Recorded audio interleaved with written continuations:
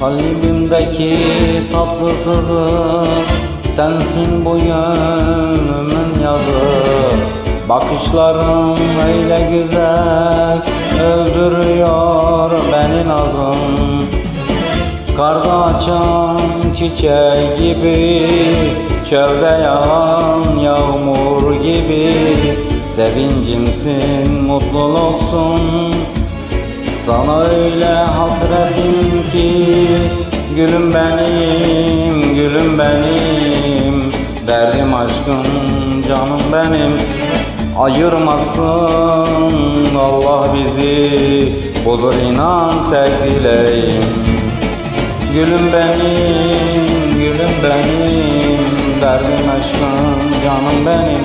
Ayırmasın Mevlam bizi, budur inan tek dileğim.